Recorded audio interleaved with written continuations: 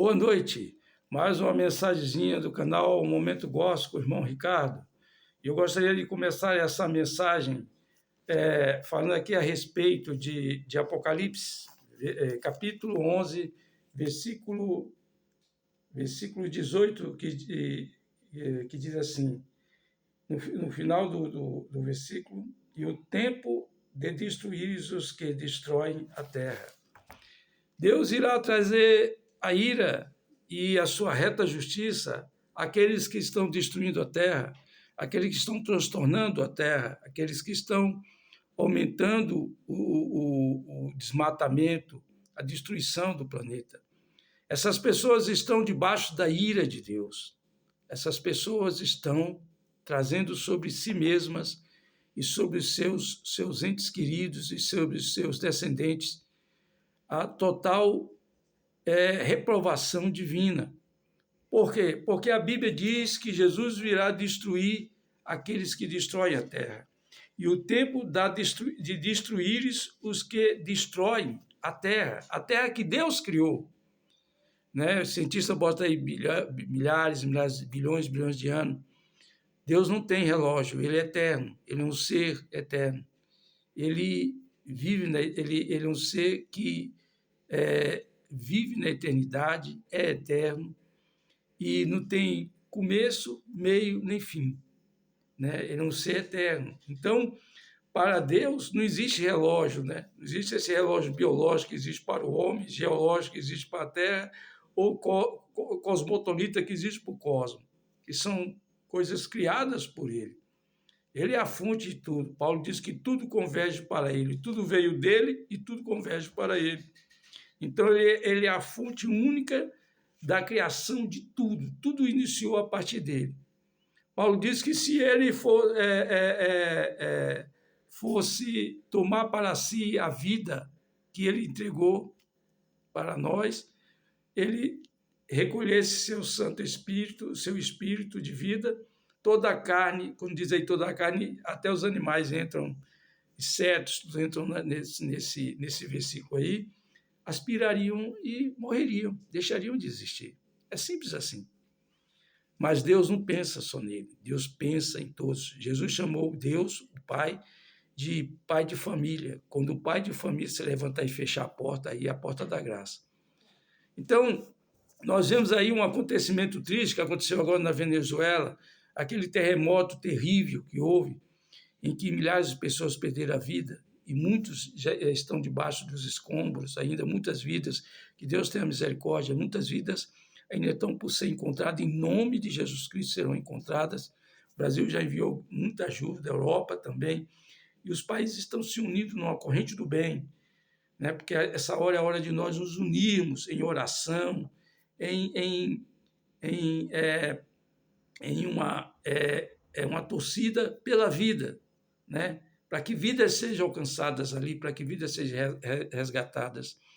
Mas o que está acontecendo, irmão Ricardo? O irmão falou que isso ainda não é o fim, e não é.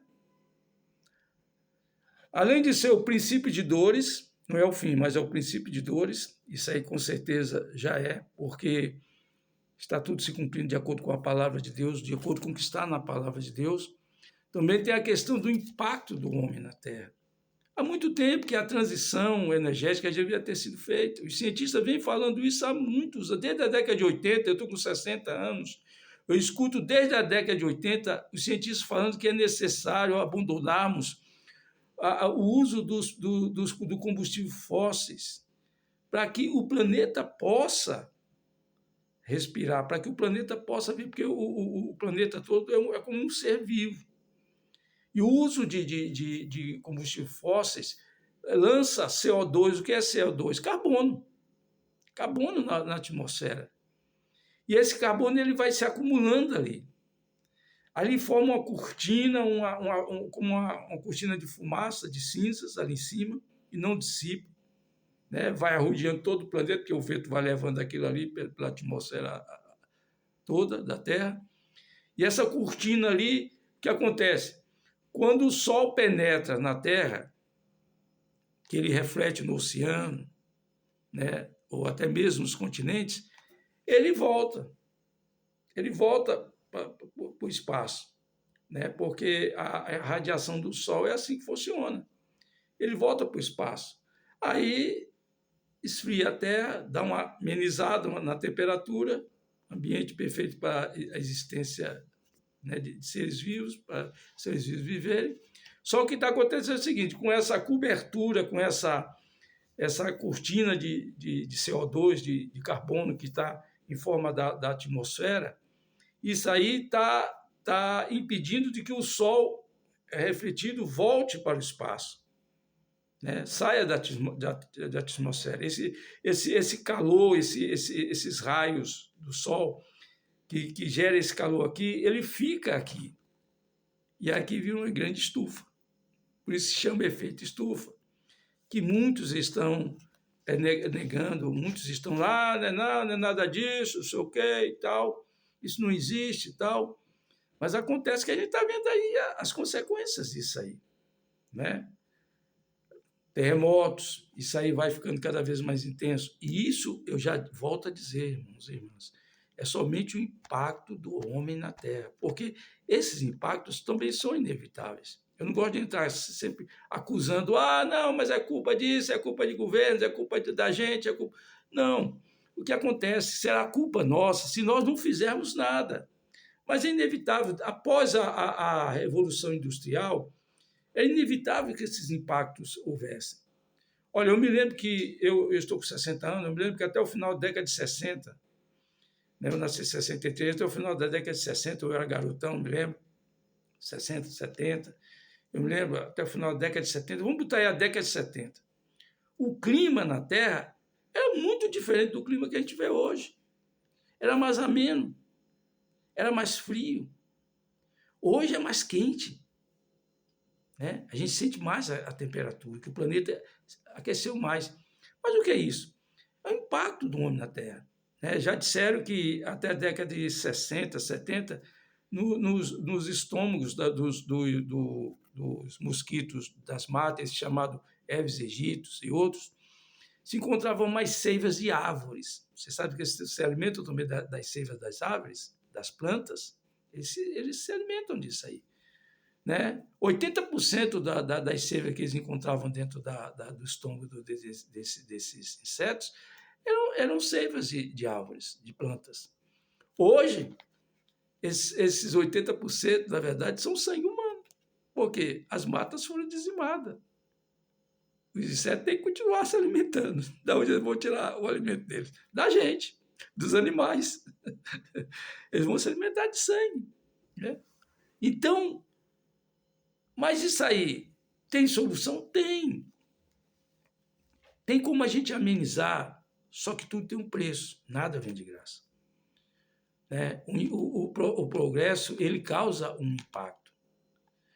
Desde que esse impacto seja amenizado pelo homem, isso aí até que é aceitável.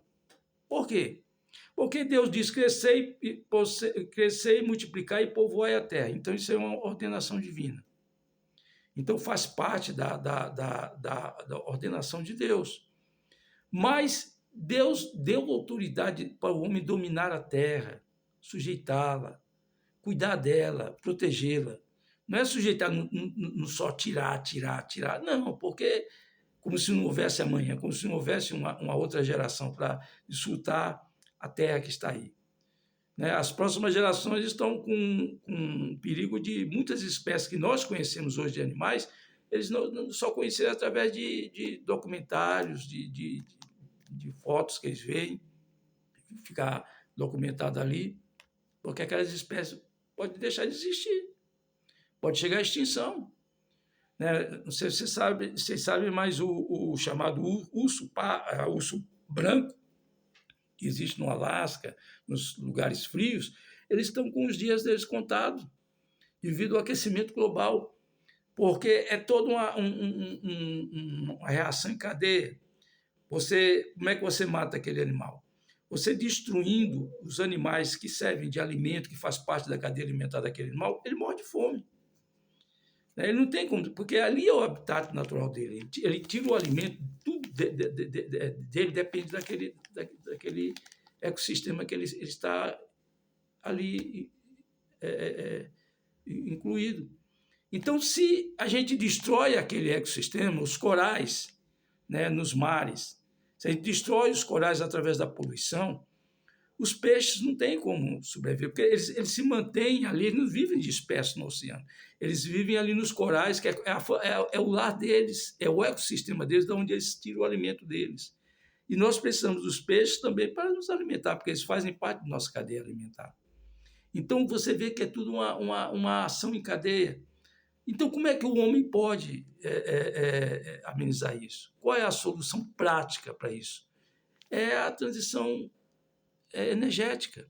O Brasil já está fazendo isso grandemente, a Europa quer até 2030, até 2040, já era 2030, parece que já está puxando para 2040, né, ter carros somente elétricos.